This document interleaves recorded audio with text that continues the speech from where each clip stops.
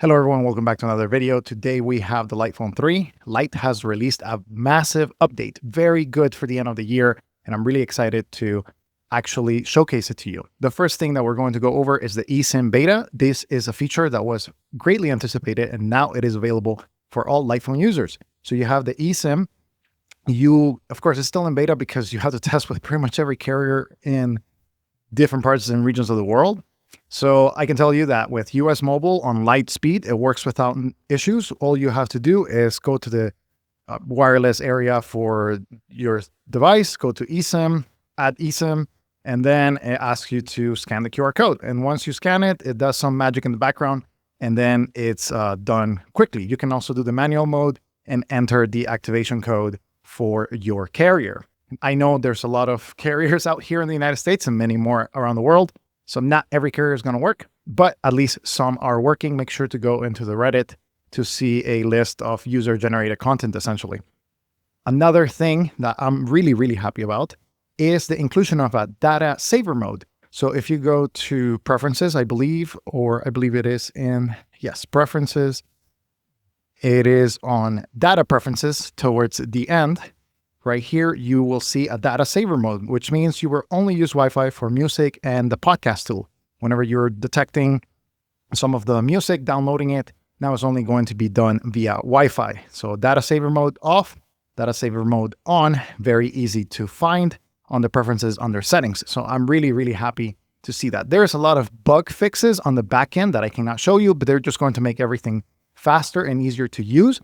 The one that I can show you is that my device in the past used to kind of like download, re-download some of the music back and forth. Not everything was synced sometimes, but now every song that I have on my device, it is fully synced and downloaded without any issues. So that is very nice. And again, fixing some of the problems, some of the issues. This is what great companies do. And this is what I'm really happy to kind of showcase. There are some other minor things like visual consistency on the volume here page. You can now have more consistency in there. And I also noticed it on the settings for specifically the Bluetooth connection. So if you are on the Bluetooth connection and you're going to pair a device that you used to have, right? So used to be that you had the Reconnect device here and at the top, and it's also reconnect device or forget device. Now you only have forget device at the top and reconnect device right here at the bottom.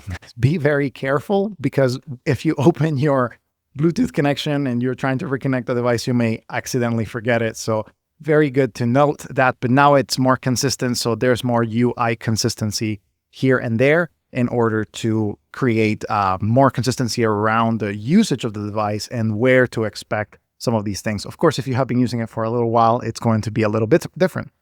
There is something for the album tool. So here is the album tool. Before you were not able to rotate images. Now you're able to rotate images. This is a minor improvement to a large degree, but in my opinion, I think it's an excellent improvement because it is usability. It is kind of like, oh, okay, now I can send it, in a different way. If I'm going to send the image, I can send it if it's vertical, if it's horizontal, or whichever way it is that I want to do that. So very happy to see that. Another major improvement, personally, this is a big one for me, and something that I do appreciate is that now on the directory, you can use special characters. So if you press, now you have the ability to use different special characters and look for the different businesses that are around you. So for example, here we're going to go to Faux Littleton.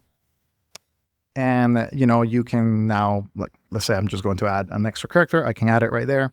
And then it's going to kind of like look in there. Oh, look, right there. You have the ability to add some of those special characters depending on, for example, the Faux right there has a special character for the O. And you will be able to do that. The best thing, however, is that on the directions tool, now you have the ability to select also not only the information here, but you have the selection for biking, driving, and public transit. Before you had walking, driving, and public transit, but now you have biking directions. I tested these while I was on a field trip to Philadelphia, and I'm extremely happy to say that it works.